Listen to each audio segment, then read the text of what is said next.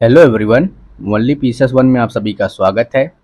तो जैसा कि हम जीएस पॉइंटर का घटना चक्र स्टार्ट किए हैं, उसमें ये हमारा 5वां लेक्चर होगा। आज का टॉपिक हमारा होगा मूल अधिकार। इससे पहले जो भी टॉपिक हुआ है 4 लेक्चर, वो आपका प्लेलिस्ट बना दिया गया है। जो लोग नहीं देखे हैं वो जाके देख सकते हैं। तो आज हम डिस्कस करने वाले हैं मूल अधिकार। ये काफ़ी इंपॉर्टेंट चैप्टर होगा हमारा। तो चलिए देखते हैं। पहला प्रश्न हमारा है, एक प्रतिबद्ध न्यायपालिका शक्तियों का केंद्रीकरण, निर्वाचित सरकार और शक्तियों का पृथक्करण में वह कारक पूछा गया है कि यह जो शक्तियां दी गई हैं वह कारक जो किसी उदार लोकतंत्र में स्वतंत्रता की सर्वोत्तम सुरक्षा को नियत करता है, तो वह है शक्तियों का पृथक्करण। ठीक है, क्या है? शक्तियों का पृथक्करण। नेक्स्ट हमारा है, सही कथन बताना आपको। तो भारतीय संविधान में जो मूल अधिकार को शामिल करने के लिए नेहरू रिपोर्ट 1928 ने समर्थन किया था। जब फंडामेंटल राइट को जब चर्चा चल रहा था, तो नेहरू रिपोर्ट जब 1928 में आया था तो उसने फंडामेंटल राइट्स को समर्थन दिया था। तो उसी के आधार पर ये हमारा जो मूल अधिकार दिया गया है उसको शामिल करने के लिए नेहरू रिपोर्ट ने समर्थन किया था। तो ये जो हमारा स्टेटमेंट है ये सही है। नेक्स्ट हमारा है कि मूल अधिकारों को हमारे लोगों के लिए एक प्रतिज्ञा तथा सभ्य विश्व के साथ किया गया एक समझौता कहा था। तो ये किसने कहा था? तो डॉक्टर एस राधाकृष्णन ने। नेक्स्ट हमारा है, संविधान द्वारा मौलिक अधिकारों को लागू करने की शक्ति दी गई है। तो संविधान द्वारा मौलिक अधिकारों को लागू करने की शक्ति किसे प्रदान की गई है? तो अपना सुप्रीम कोर्ट और हाई कोर्ट। कुछ भी होगा, आपका कोई भी अधिकार हनन होगा तो आप सीधे यहाँ पे जा सकते हैं। अगला हमारा है, मौलिक अधिकार है तो यह वाद योग्य है। अगर आपका हनन होगा मौलिक अधिकार तो आप सीधे आप जा सकते हैं, इस पर सुनवाई आपकी होगी। ठीक है, आगे है मौलिक अधिकार। ये क्या है? आपातकालीन स्थिति में निलंबित किए जा सकते हैं। तो पूछा गया है कि मौलिक अधिकार जो है क्या ये आपातकाल स्थिति में निलंबित किए जा सकते हैं? तो बिल्कुल, लेकिन अनुच्छेद जो 20 है, आर्टिकल हमारा 20-21 को छोड़कर। नेक्स्ट हमारा है कि मौलिक अधिकारों के संबंध में सही वक्तव्य है। तो ये चारों जो आपका वक्तव्य दिया गया ये सही है, बस हम इसको पढ़ दे रहे हैं, आपको बता रहे हैं। तो मौलिक अधिकार क्या है? ये राज्यकृत के विरुद्ध एक गारंटी है, बिल्कुल सही। यह संविधान के भाग 3 में सूचीबद्ध किया गया है, बिल्कुल सही। भाग 3 में ही मौलिक अधिकार के संबंध में बारे में बताया गया है। तीसरा क्या है? यह सामाजिक, आर्थिक, राजनीतिक न्याय सुनिश्चित करता है, बिल्कुल। चौथा स्टेटमेंट हमारा है, यह संयुक्त राज्य अमेरिका के अधिकारों की बिल की भांति है। तो पता है आपको फंडामेंटल राइट हमने कहाँ से लिया है? तो इसके जो अमेरिका के जो अधिकार के बिल की भांति हमारा भी मौलिक अधिकार है। अगला हमारा है, भारतीय संविधान में नागरिकों को मौलिक अधिकार प्रदान किया गया है। तो किस आर्टिकल से कहाँ तक दिया गया है, मतलब किस बात किया गया, किस भाग में किया गया? तो भाग 3 में किया गया है। कहाँ से कहाँ तक किया गया है? तो अनुच्छेद 12 से लेकर 35 के अंतर्गत हमारे मौलिक अधिकारों को नागरिकों को प्रदान किया गया है। अगला हमारा है, भारतीय संविधान में जैसा निहित है समानता के मौलिक अधिकार में सम्मिलित है। तो क्या है? तो कानून के समक्ष जो समानता है वह अनुच्छेद 14 में है। सामाजिक समानता किसमें है? अनुच्छेद 15 में है। अवसर की समानता अनुच्छेद 16 में है, जिसमें आर्थिक समानता इसमें शामिल नहीं है। बाकी ये तीनों जो है समान है। अगला हमारा है, संवैधानिक प्रावधानों को संघीय यानी संसद, राज्य विधान पालिकाओं द्वारा बनाए गए नियमों कानूनों पर प्राथमिकता प्रदान करता है। तो वह है आर्टिकल 13। क्या है? संवैधानिक प्रावधानों को संघीय, संसद, राज्य विधान पालिकाओं द्वारा बनाए गए नियमों कानूनों पर प्राथमिकता प्रदान करता है। तो वह है आर्टिकल 13। नेक्स्ट हमारा है, भारतीय संविधान के अनुच्छेद 13 का मुख्य उद्देश्य क्या है? तो यह संविधान की सर्वोच्चता सुनिश्चित करना है। तो क्या है ये? मौलिक अधिकारों के संदर्भ में बारे में बताया गया है इसमें। ठीक है, आगे हमारा है कि समानता का अधिकार संविधान के निम्न अनुच्छेदों के अंतर्गत दिया गया है। तो जो समानता का अधिकार है वह आर्टिकल 14 में भी आपको दिखाई देगा, 15 में दिखाई देगा, 16 में दिखाई देगा, 17, 18। तो समानता का अधिकार कहाँ से कहाँ तक है? 14 से लेकर 18 तक।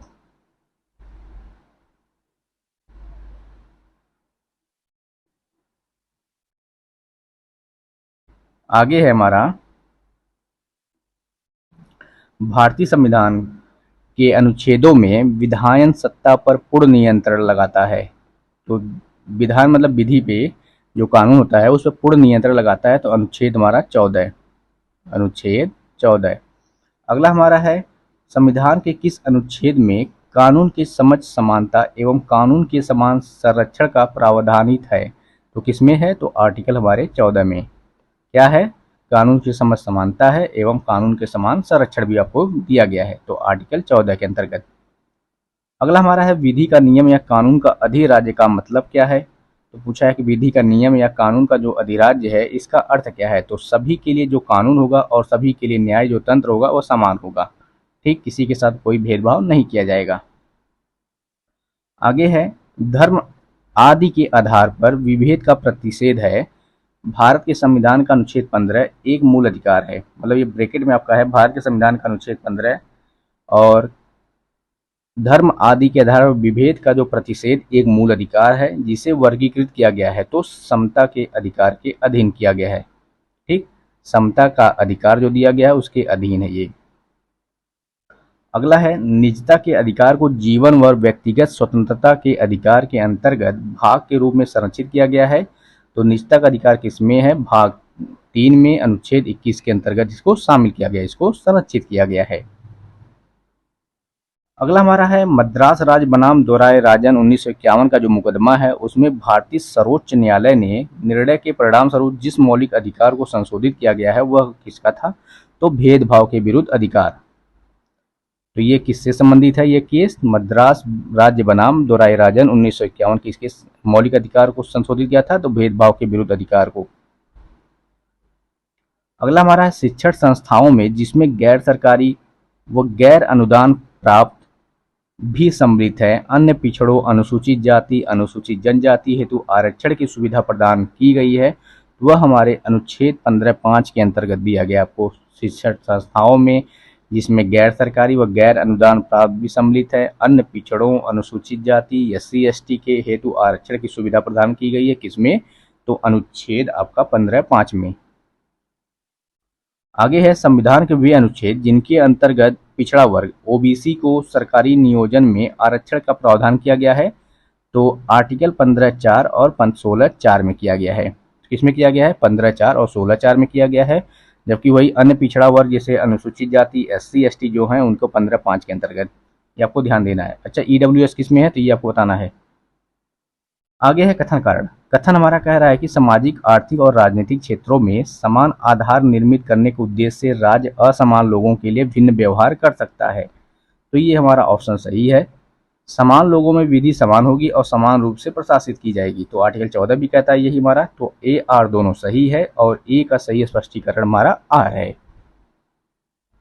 नेक्स्ट हमारा है कि भारतीय संविधान में स्वतंत्रता का अधिकार किन अनुच्छेदों द्वारा प्रदान किया गया है। तो आपको पता है कि स्वतंत्रता का अधिकार का कहाँ से, किस आर्टिकल से, 19 से लेके 22 तक। अनुच्छेद 19 से लेके 22 तक हमारा क्या है, स्वतंत्रता का अधिकार, और समता का 14 से 18 है। आगे है सर्वोच्च न्यायालय को समान कार्य के लिए समान वेतन को मौलिक अधिकार के समतुल्य मानने के लिए निम्नलिखित प्रावधानों ने सक्षम किया था। तो कौन कौन ने किया था ये समान कार्य के लिए समान वेतन, तो संविधान की प्रस्तावना में प्रयुक्त जो समाजवादी शब्द था, अनुच्छेद 14 में जो विधि की समझ समता था, तथा अनुच्छेद 16 लोक नियोजन के विषय में अवसर की समता को मिलाकर जब आप पढ़ेंगे इसको, तो सर्वोच्च न्यायालय ने कहा था कि समान कार्य के लिए समान वेतन को मौलिक अधिकार के समतुल्य माना जाएगा ये। अगला हमारा है कि मौलिक अधिकारों के अंतर्गत बच्चों के शोषण से संबंधित है। तो वो कौन सा आर्टिकल है, अनुच्छेद 24 क्या कहता है, मौलिक अधिकार के अंतर्गत बच्चों के शोषण से संबंधित के बारे में बताया गया है। आर्टिकल 24 प्रतिषेध किया गया है। अगला हमारा है ICPCR के अनुच्छेद द्वारा बाल अधिकार को सुरक्षित किया गया है। तो अभी हमने पढ़ा है कि अनुच्छेद 24 आर्टिकल जो है 24 क्या करता है कि बच्चों के शोषण से संबंधित है, ये उनके अधिकारों को सुरक्षित करता है ताकि आप कोई भी बाल कार्य न कर सकें। अगला हमारा है अस्पृश्यता का उन्मूलन एवं किसी भी रूप में इसके आचरण का निषेध किया गया है। तो अनुच्छेद 17 में आपको पता है कि अस्पृश्यता का उन्मूलन के बारे में बताया गया है। तो किस आर्टिकल में, तो आर्टिकल 17। आगे हमारा है कि भारत में अस्पृश्यता का निवारण निम्न उपायों द्वारा किया जा सकता है। तो एक है कि जैसे छुआछूत जो है हमारे भारत में, तो इसका अगर आपको निवारण करना होगा तो आप क्या कर सकते हैं। जैसे आपको मान लीजिए मेंस में लिखना हो तो क्या बताएंगे आप, कुछ तो उपाय देंगे। तो यही उपाय है कि अस्पृश्यता का निवारण के लिए हम कानून बना के, शिक्षा की और ज़्यादा हम प्रोग्रेस करके, मतलब शिक्षा को और बढ़ावा देना चाहिए, और जन जागरण के द्वारा भी हम अपने इस जो अस्पृश्यता का जो निवारण है उसको हम समाप्त कर सकते हैं धीरे धीरे। शिक्षा को बढ़ावा देना चाहिए, जन जागरूकता फैलाना चाहिए और कानून बना के। आगे है, मूल अधिकारों के किस संवर्ग में अस्पृश्यता के रूप में किए गए विभेदन के विरुद्ध संरक्षण समाविष्ट है? तो समता का अधिकार में, समता का अधिकार में ही दिया गया है। अगला हमारा है कथन और कारण। अस्पृश्यता संरचनात्मक हिंसा का सबसे बड़ा खराब स्वरूप है। बिल्कुल सही। कारण कह रहा है कि अस्पृश्यता के चलन का आधार धार्मिक स्वीकृति है। बिल्कुल ये भी है। तो ए आर दोनों जो कथन है हमारा ये सत्य है, और जो आर है वह एक ही हमारा सही व्याख्या भी कर रहा है। अगला है कि संविधान जो अनुसूचित जाति तथा अनुसूचित जनजाति को मौलिक सामाजिक, आर्थिक, राजनीतिक, सांस्कृतिक अधिकार प्रदान किया गया है। तो अनुच्छेद 14 में, अनुच्छेद 17 में क्या कहा गया है? अनुसूचित जाति तथा अनुसूचित जनजाति को मौलिक सामाजिक, आर्थिक, राजनीतिक तथा सांस्कृतिक अधिकार दिया गया है। तो अनुच्छेद 17 के अंतर्गत। अगला है हमारा, भारत का संविधान समाविष्ट स्पष्ट प्रेस की जो आज़ादी है व्यवस्था नहीं करता है, किंतु यह आज़ादी अंतर्निहित है। जैसे प्रेस की स्वतंत्रता को किस आर्टिकल में कहा गया है? तो अनुच्छेद 19(1) क में कहा गया है। आपसे पूछा जाएगा कि प्रेस की आज़ादी किस आर्टिकल में अंतर्निहित है? तो अनुच्छेद 19(1) क में।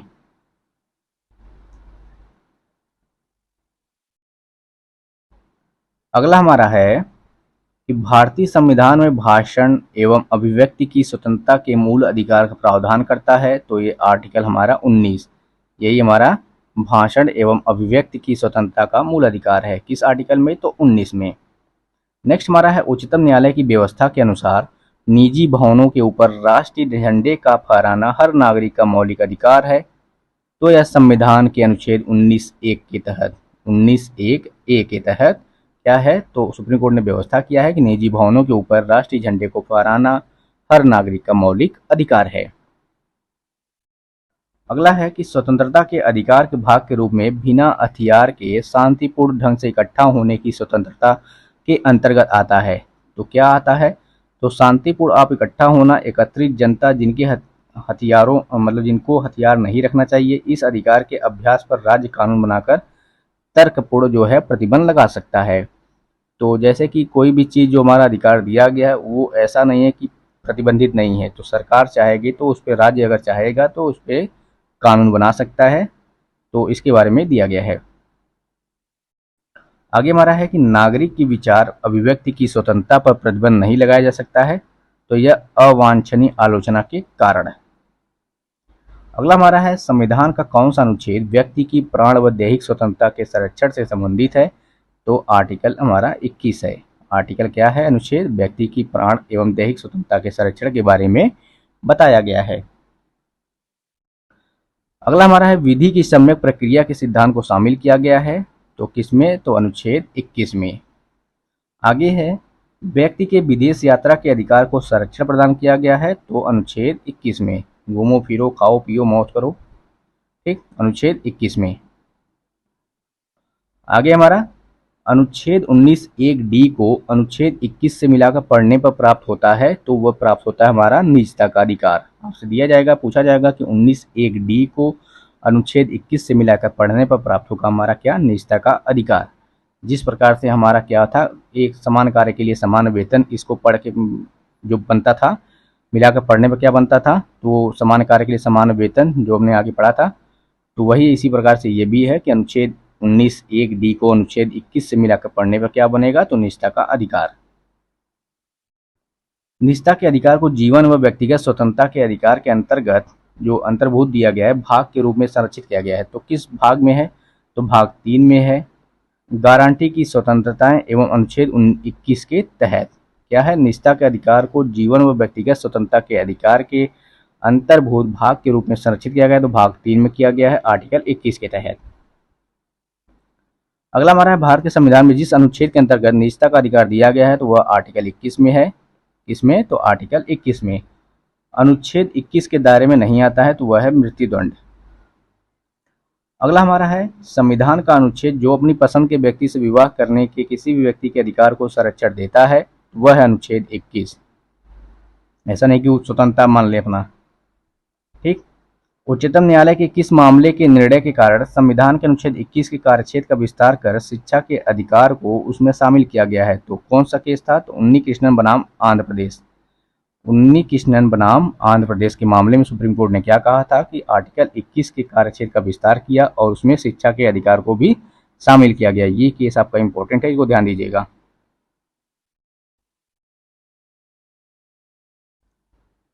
आगे हमारा है धार्मिक स्वतंत्रता के अधिकार के प्रावधान के अंतर्गत सम्मिलित है। तो क्या है आपका धार्मिक स्वतंत्रता के अधिकार से संबंधित क्या क्या आपको अधिकार दिया गया है? तो धर्म का प्रचार करने का अधिकार दिया गया है, सिखों को कृपाण धारण करने एवं रखने का अधिकार दिया गया है, राज्यों को समाज सुधारक विधि निर्माण का भी अधिकार दिया गया है। तो इस प्रकार से हमारा ये क्या है? स्वतंत्रता के अधिकार। ऐसा नहीं कि जबरन धर्म परिवर्तन करेंगे तो ये हमारा स्वतंत्रता का धर्म का अधिकार दिया गया है आपको, ठीक है। ये धार्मिक स्वतंत्रता नहीं है, इस पे आप जेल भी जा सकते हैं। अगला हमारा है संविधान के अनुच्छेद 25 के अनुसार धर्म स्वातंत्र्य का अधिकार अधीन है। तो क्या है? तो सार्वजनिक व्यवस्था, स्वास्थ्य तथा सदाचार के। आगे हमारा है सिखों द्वारा कृपाण धारण करना धार्मिक स्वतंत्रता का अंग माना गया है। तो जो धार्मिक स्वतंत्रता का अंग माना गया है वो आर्टिकल 25 के अंतर्गत क्या है? तो सिख जो अपना कृपाण धारण करते हैं उनको यह अधिकार दिया गया है। अनुच्छेद 25 का संबंध किससे है? तो आपको पता है धर्म की स्वतंत्रता से। अगला हमारा है भारतीय संविधान अनुच्छेद 25 में प्रयुक्त हिंदू शब्द के तहत शामिल हैं। तो हिंदू शब्द में कौन कौन से लोग शामिल हैं? तो बौद्ध, इनको भी हिंदू माना जाएगा, जैन और सिख। आगे है संविधान का अनुच्छेद 26 में धार्मिक कार्यों के प्रबंधन की जो स्वतंत्रता पर प्रतिबंध लगाया है, तो उसमें क्या है? तो लोक व्यवस्था, सदाचार और स्वास्थ्य के अधीन। आगे हमारा है अगला है हमारा शोषण के विरुद्ध अधिकार में शामिल अनुच्छेद है, तो वह 23-24 किसके बारे में है? तो शोषण के विरुद्ध है। अगला है भारत के संविधान का अनुच्छेद जो 24 है वह जोखिमपूर्ण कार्यों से संबंधित कारखानों में बालकों के नियोजन का निषेध करता है। तो क्या करता है? ऐसा निषेध क्या है? पूर्ण निषेध है, पूरी तरह से दम निषेध है। ऐसा नहीं है कि आप बालकों से कार्य कराएंगे बड़े बड़े कारखानों, खतरनाक कारखानों में, तो वे आर्टिकल 24 के अंतर्गत आएगा। किससे संबंधित है वो? तो बालकों के नियोजन से संबंधित है। उनके कारखानों में आप काम नहीं करा सकते हैं किसी भी खतरनाक कामों में, जैसे रसायन वाले कामों में, जोखिम भरे कामों में।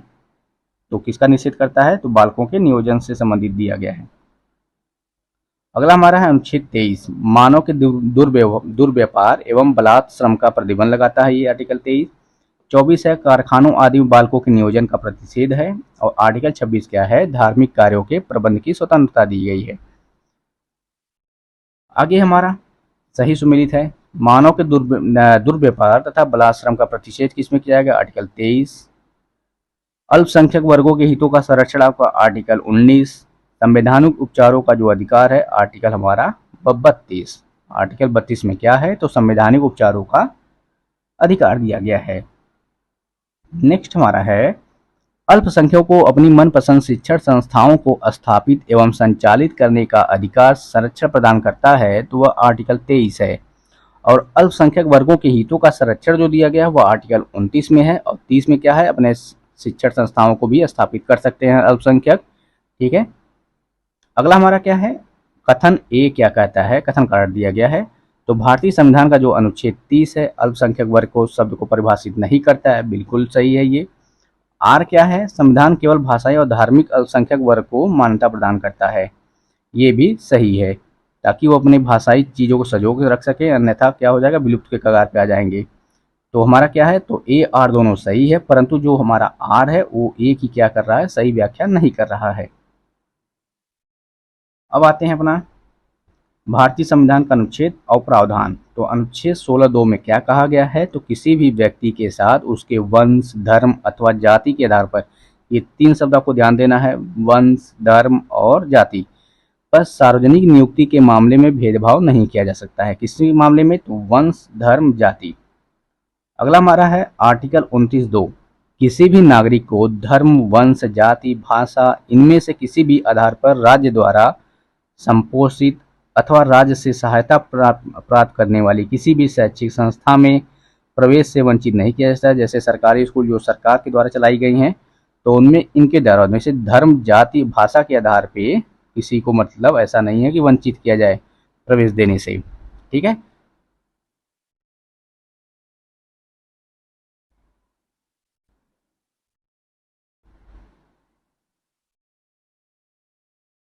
अगला हमारा क्या है? अगला है अनुच्छेद 30(1). ये क्या कहता है? तो ये कहता है कि सभी अल्पसंख्यकों को, चाहे वे धर्म के आधार पर हों या भाषा के आधार पर, अपनी पसंद की शैक्षिक संस्थाएं स्थापित करने और उन्हें संचालित करने का मौलिक अधिकार होगा। तो अभी अपने हम डिस्कस किया था कि आर्टिकल 30 जो है वो अल्पसंख्यक के हितों की सुरक्षा करता है, चाहे वो अपने भाषा के आधार पर अपनी जो शैक्षिक संस्थाएं खोल सकते हैं। ठीक। अगला हमारा है अनुच्छेद 31(1). किसी भी व्यक्ति को कानून के प्राधिकार के सिवाय उसकी संपत्ति से वंचित नहीं किया जाएगा। ठीक है। तो किसी भी व्यक्ति को कानून के प्राधिकार के सिवाय उसकी संपत्ति से वंचित कोई नहीं कर सकता है। तो ये हमारा रहा। अगला है सही कथन बताना आपको। तो सही कथन है कि के एम मुंशी संविधान का प्रारूप बनाने वाली समिति के एक सदस्य थे। बिल्कुल सही। दूसरा हमारा है कि संविधान सभा द्वारा भारतीय संविधान स्वीकार किया गया था। ये भी सही है। तीसरा है बलवंत राय मेहता समिति रिपोर्ट 1957 द्वारा पंचायती राज की संस्तुति की थी। मतलब इन्हीं ने इसको रिपोर्ट को सौंपा था कि पंचायती राज को लागू किया जाए, इसको संवैधानिक दर्जा दिया जाए। अगला है कि चौथा है हमारा, संविधान के अंतर्गत मूल अधिकारों की संरक्षक क्या होगी? न्यायपालिका होगी। जो न्यायपालिका होगा वो हमारे मूल अधिकारों का गारंटर के रूप में काम करेगा। तो ये रहा हमारा चारों जो विकल्प दिया है ये सही है। आगे क्या है? नेक्स्ट हमारा है नागरिकों के मौलिक अधिकारों का रक्षक तथा भारत के संविधान का जो अभिभावक माना जाता है वो किसे माना जाता है? तो सुप्रीम कोर्ट को, यानी उच्चतम न्यायालय को। आगे है भारतीय अनुच्छेद के 32 के अंतर्गत प्रवर्तित किए जा सकते हैं तो मौलिक अधिकार। आगे है नेक्स्ट हमारा है कि डॉक्टर बी.आर. अम्बेडकर द्वारा संविधान की आत्मा किसे कहा था उन्होंने? तो संवैधानिक उपचारों के जो अधिकार है उसी को उन्होंने क्या कहा था कि संविधान की यह आत्मा है। तो संवैधानिक उपचारों का अधिकार किस आर्टिकल में आता है? तो आर्टिकल 32 में। अगला हमारा कथनकरण फिर से है। तो संविधान के अनुच्छेद 32 को डॉक्टर अंबेडकर ने इसकी आत्मा कहा था। बिल्कुल सही। कारण क्या है? अनुच्छेद 32 मौलिक अधिकारों के अतिक्रमण के विरुद्ध प्रभावी उपचार का प्रावधान करता है। ये भी बिल्कुल सही है। और ये दोनों क्या कर रहे हैं? व्याख्या भी कर रहे हैं। जो ए का सही स्पष्टीकरण क्या है? आर है। अगला हमारा है कि भारत का उच्चतम न्यायालय नागरिकों के मूल अधिकारों के प्रवर्तन के लिए विभिन्न प्रकार की रिट जारी करती है। तो रिट जारी करने का जो अधिकार दिया गया है किसके तहत दिया गया है? तो संविधान के अनुच्छेद 32 के तहत। ये आपको ध्यान देना है। अगला हमारा है किस एक प्रलेख यानी रीट को किसी व्यक्ति की स्वतंत्रता का महानतम रक्षक माना जाता है? तो वह क्या है? बंदी प्रत्यक्षीकरण। जैसे आप जेल में जाएंगे तो आपको 24 घंटे के अंदर न्यायालय के समक्ष प्रस्तुत किया जाएगा। आगे क्या है कि व्यक्ति स्वतंत्रता के लिए उच्च न्यायालय जारी कर सकता है। तो हैवियस कार्पस, जिसको बोलते हैं इंग्लिश में हैवियस कार्पस, इसका हिंदी है बंदी प्रत्यक्षीकरण को। अगला है सुमेल करना है आपको। तो बंदी प्रत्यक्षीकरण to have the body of, हमें शरीर चाहिए। मतलब यानी कि अगर आप बंद हो जाएंगे जेल में तो 24 घंटे के अंदर आपको क्या किया जाएगा? न्यायालय के समक्ष प्रस्तुत किया जाएगा। तो आप वहां से रिहा हो जाएंगे, जैसा भी आपका कर्मकांड होगा। आगे है परमादेश। वी कमांड, हम आदेश देते हैं। किसी भी चीज को हम आदेश देते हैं वो क्या है? परमादेश। उत्प्रेषण क्या है? टू बी सर्टिफाइड, पूर्णतया सूचित कीजिए। अधिकार परीक्षा क्या है? बाई व्हाट अथॉरिटी, किस अधिकार से आपने ये काम किया है। ठीक। प्रतिषेध क्या है? अधीनस्थ न्यायालय का लेख है। प्रतिषेध क्या है? अधीनस्थ न्यायालय का लेख है। आगे देखते हैं कि सही सुमेलन करना आपको। मौलिक कर्तव्य क्या है? संविधान के 42वें संविधान संशोधन के द्वारा इसे लाया गया था। अगला है संसद मौलिक अधिकारों में संशोधन कर सकती है एवं मूल ढांचे का सिद्धांत इंसानों के अनैतिक व्यापार का निषेध करता है। अच्छा, ये जो सिद्धांत है, संसद मौलिक अधिकारों में संशोधन कर सकती है एवं मूल ढांचे का सिद्धांत, ये किस केस में आया था? तो केशवानंद भारती केस में आया था। तो केशवानंद भारती केस में क्या कहा गया था कि संसद जो होगा मौलिक अधिकारों में संशोधन कर सकता है, लेकिन जो मूल ढांचा, जो बेसिक स्ट्रक्चर होगा उसमें आप उसको संशोधन नहीं कर सकते हैं। अन्यथा सुप्रीम कोर्ट क्या होगा? इंटरफेयर करेगा, उसको निरस्त कर देगा, यानी शून्य कर देगा। इंसानों के अनैतिक व्यापार का निषेध कौन करता है? तो संविधान का अनुच्छेद 23। आगे हमारा है, फिर से हमारा क्या बताना है? सही सुमेलित करना है। तो चलिए देखते हैं। अस्पृश्यता का अंत आर्टिकल किस में बताया गया है? तो आर्टिकल 17 में। गिरफ्तारी एवं निरोध के विरोध में संरक्षण किसमें है, तो 22 में है आपका। धर्म की स्वतंत्रता आपका 25 में है, 25 से लेकर 28 तक। अल्पसंख्यकों के हितों का जो संरक्षण दिया गया है वह आर्टिकल 29 में है। ऐसे ही आपको पूछा जाएगा। ये तो मान लीजिए सही सुमेलन आपका सामने सामने दिया है, लेकिन आपसे मतलब मैच द फॉलोइंग कराने के लिए कहेगा, तो यहाँ से आपका पकड़ बढ़िया होगा।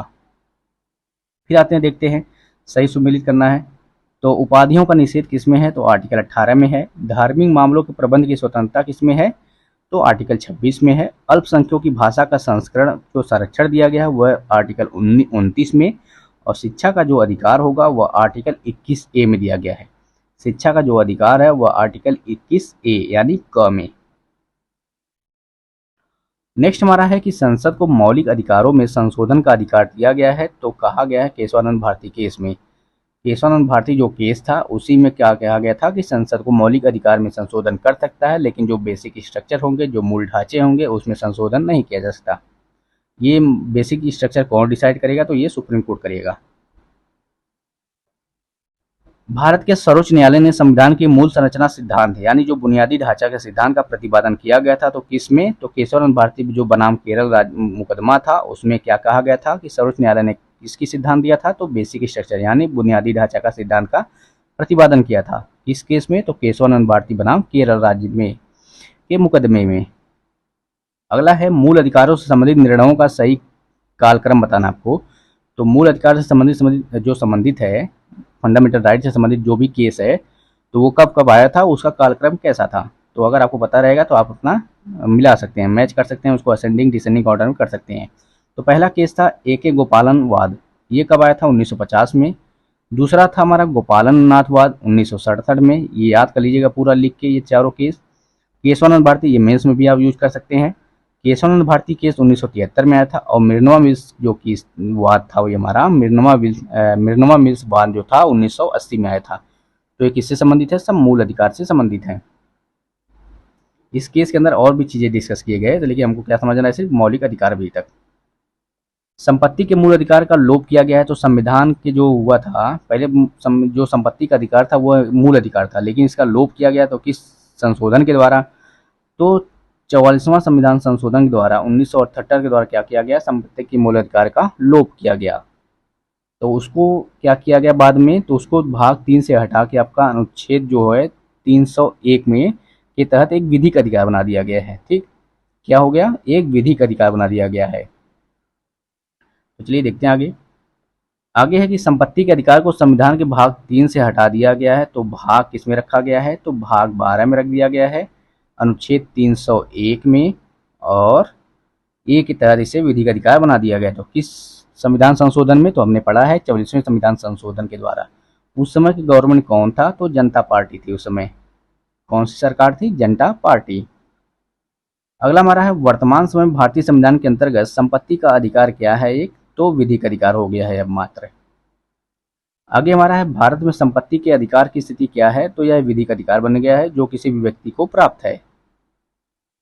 आगे क्या है, समानता, स्वतंत्रता, धर्म पालन एवं समान आवास के अधिकारों में से भारतीय संविधान प्रदान नहीं करता है। तो समान आवास का अधिकार ये क्या है, ये फंडामेंटल आपका अधिकार नहीं है।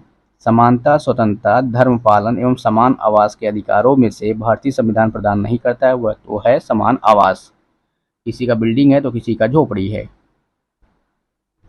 आगे है भारतीय संविधान में नागरिकों को नहीं दिया गया है, तो क्या नहीं दिया गया है, सूचना का अधिकार। सूचना का अधिकार क्या है, तो नागरिकों को नहीं दिया गया है, भारतीय संविधान में नागरिकों को नहीं प्राप्त है, तो वह है सूचना का अधिकार।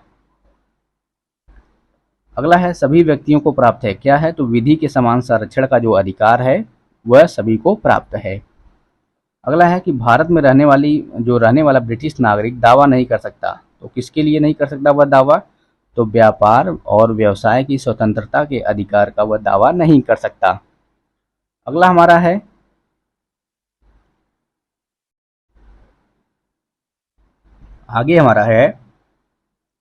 किसी को राष्ट्रगीत गाने के लिए बाध्य नहीं किया जा सकता, क्योंकि क्या है, तो इसमें वाक्य स्वातंत्र्य और अभिव्यक्ति स्वतंत्रता के अधिकार का उल्लंघन होगा।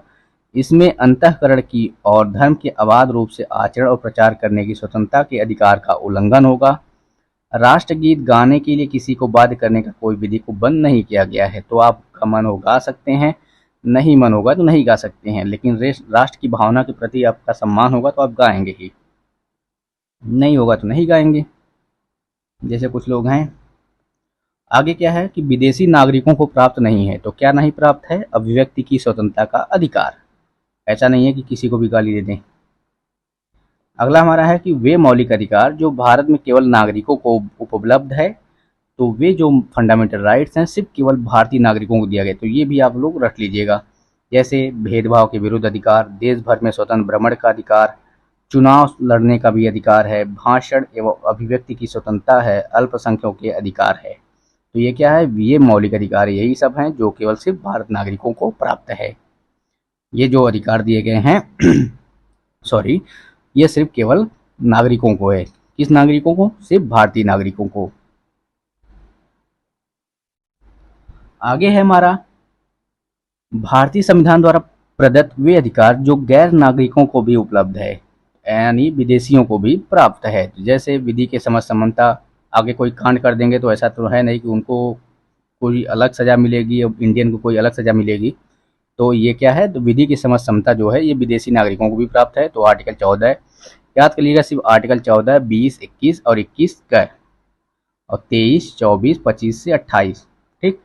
तो अपराधों के दोष सिद्धि के संबंध में संरक्षण दिया गया है। प्राण व दैहिक स्वतंत्रता का संरक्षण भी है, शिक्षा का अधिकार भी है, शोषण के विरुद्ध भी अधिकार है, धर्म की स्वतंत्रता का भी अधिकार है, वह भी पालन कर सकते हैं, अपना चर्च में जा सकते हैं, पूजा पाठ कर सकते हैं, संवैधानिक निराकरण का भी अधिकार है। ठीक। तो ये आपको ध्यान देना है। ये जो हैं ये गैर नागरिकों को भी प्राप्त है, अपने लोगों को तो प्राप्त है ही।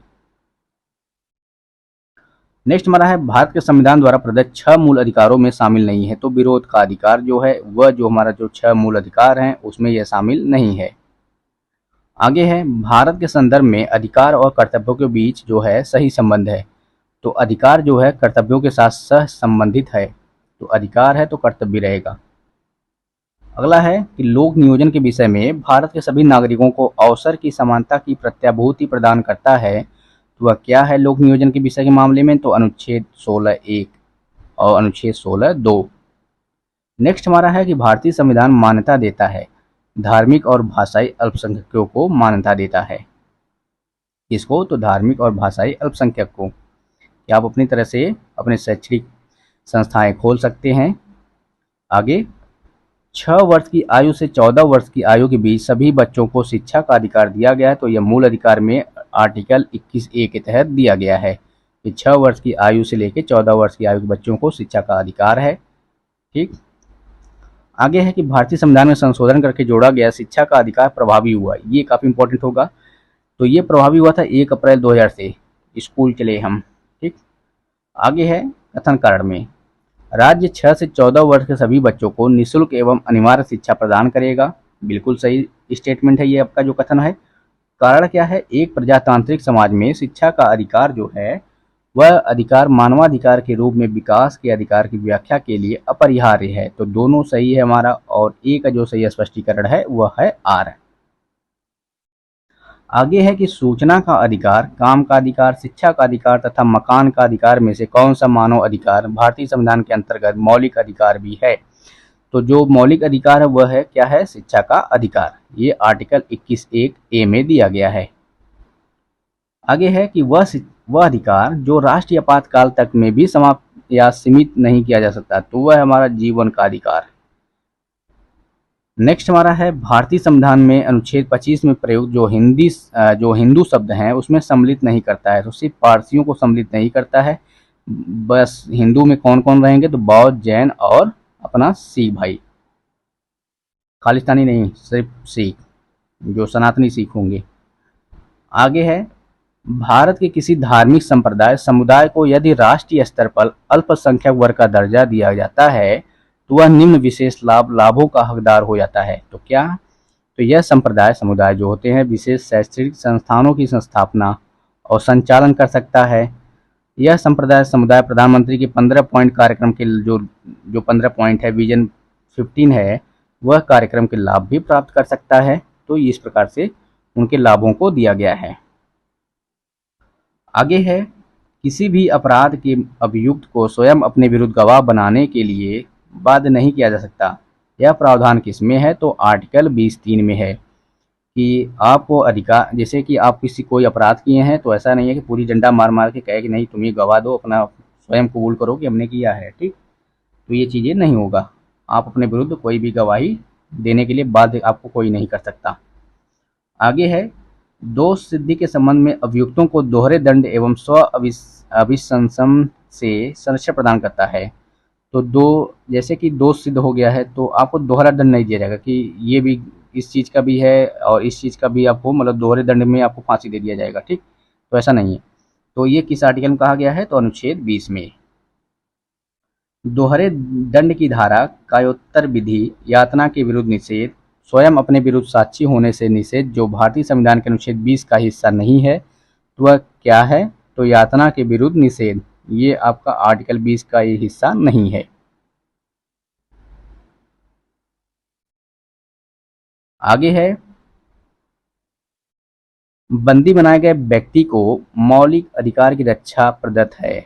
जो बंदी बनाए गए व्यक्ति के मौलिक अधिकारों की रक्षा का प्रदत्त है वह आर्टिकल 22 में है। अब आपको बताना है कि सही सुमेलित। तो आर्टिकल 22(1) में स्वयं की पसंद के अधिवक्ता जैसे वकील द्वारा प्रतिरक्षा का अधिकार दिया गया है। आप वकील करके अपने आप के बचाव कर सकते हैं। आर्टिकल 22(4) में क्या कहता है? तो निवारक निरोध का उल्लंघन करने वाली कोई विधि 3 माह से अधिक निरुद्ध किया जाना प्राधिकृत नहीं करेगी। अगर आप निवारक निरोध के तहत आप अगर बंदी हैं तो 3 माह तक कोई चीज कुछ भी नहीं कर सकते कि हम अपना अधिवक्ता रख लें, फलाना रख लें, उसके बाद ही कुछ होगा।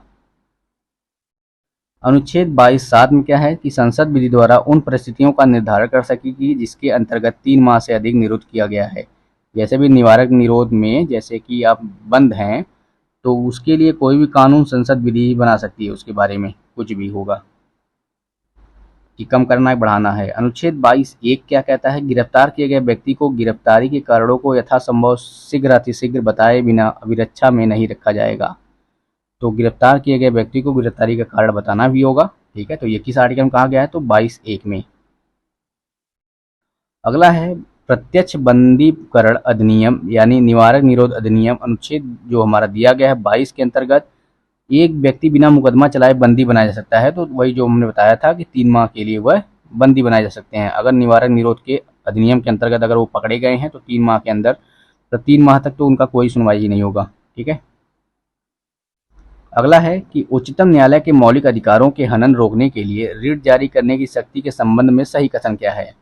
तो उच्चतम न्यायालय को यह शक्ति प्रदान दिया गया है, शक्ति जो उनको है प्रदत्त है। वह बंदी, प्रत्यक्षीकरण, परमादेह, प्रतिषेध, अधिकार परीक्षा, उत्प्रेषण रीट, जो भी मूल अधिकारों को लागू करने के लिए समुचित हो उस रीट का वो प्रयोग कर सकते हैं। संसद का अधिकार यह है कि वह कानून बनाकर किसी भी अन्य न्यायालय को अपना आधिकारिक स्थानीय सीमाओं के भीतर उच्चतम न्यायालय को दी गई इन शक्तियों का प्रयोग कर भी सकता है, ठीक। आगे है, वह प्रलेख जिसे किसी व्यक्ति की स्वतंत्रता का महानतम रक्षक माना जाता है तो वह हमारा बंदी प्रत्यक्षीकरण है। अगला है कि भारत के संदर्भ में निम्नलिखित कथनों पर आपको विचार करना है। जब एक कैदी पर्याप्त आधार को प्रस्तुत करता है तो ऐसे कैदी को पैरोल मना नहीं किया जा सकता क्योंकि वह उसके अधिकार का मामला बन जाता है। और दूसरा नंबर क्या है? कैदी को पैरोल पर छोड़ने के लिए राज्य सरकारों ने अपने नियम, उनके अपने अपने नियम है सबका। तो क्या है? तो ये कथन जो है केवल 2 सही है। जब एक कैदी पर्याप्त आधार प्रस्तुत करता है तो ऐसे कैदी को पैरोल मना नहीं किया जा सकता क्योंकि वह उसके अधिकार का मामला बन जाता है। तो ये मामला गलत है, ऐसा कुछ नहीं। बंधुआ मजदूर उन्मूलन अधिनियम संसद ने पारित किया था। तो कब पारित किया गया था? तो 1976 में। कौन सा अधिनियम था? तो बंधुआ मजदूर के उन्मूलन के बारे में था। सेवा के अधिकार की अवधारणा प्रारंभ की गई है तो ग्रेट ब्रिटेन से। जो सेवा के अधिकार की जो अवधारणा है ये कहाँ से है, शुरुआत हुआ था? तो ग्रेट ब्रिटेन से। अगला हमारा है, जोखिम भरे उद्योगों में बाल श्रम का उपयोग निषिद्ध किया गया है। तो भारत के संविधान द्वारा 10 दिसंबर 1996 को सर्वोच्च न्यायालय के निर्णय द्वारा संयुक्त राष्ट्र के चार्टर के द्वारा ये निषिद्ध किया गया है। तो जो भी जोखिम भरे उद्योगों में बाल श्रम का जो उपयोग किया लोग करते हैं तो वह संयुक्त राष्ट्र के चार्टर में भी इसको प्रतिबंधित किया गया है। तो भारत के संविधान द्वारा 10 दिसंबर 1996 के सर्वोच्च न्यायालय के निर्णय द्वारा भी निषिद्ध किया गया है। पूर्ति करना आपको कि बिना कर्तव्य के उसी प्रकार है जैसे मनुष्य बिना कोई परछाई के। तो क्या है, तो अधिकार जो होता है बिना कर्तव्य के उसी प्रकार है जैसे मनुष्य बिना परछाई के। अगला है सही कथन बताना आपको। तो अधिकार जो होता है राज्य के विरुद्ध एक नागरिकों के दावे हैं। अधिकार जो है राज्य के विरुद्ध नागरिकों के दावे हैं। तो इस प्रकार से हमारा क्या हुआ, पूरा मौलिक अधिकार समाप्त हुआ। अब मिलेंगे हम नए टॉपिक के साथ। हमारा अगला टॉपिक होगा राज्य के नीति निर्देशक तत्व यानी डीपीएसपी और मौलिक कर्तव्य होंगे।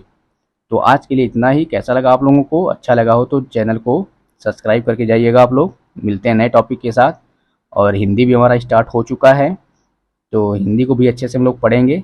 और ये तो पढ़ना ही आर के लिए काफ़ी इंपॉर्टेंट है ये जीएस पॉइंटर, इसलिए कि ये पूरा राज्य लोक सेवा आयोग का प्रीवियस ईयर पेपर है। चाहे वो अपना यूपी पीसीएस का हो, चाहे आपका बिहार हो, चाहे आरएएस हो, चाहे यूके पीसीएस हो, तो सभी आयोग का जो पेपर होता है उसमें ये समाहित है। वन लाइनर फॉर्म में दिया गया है सब।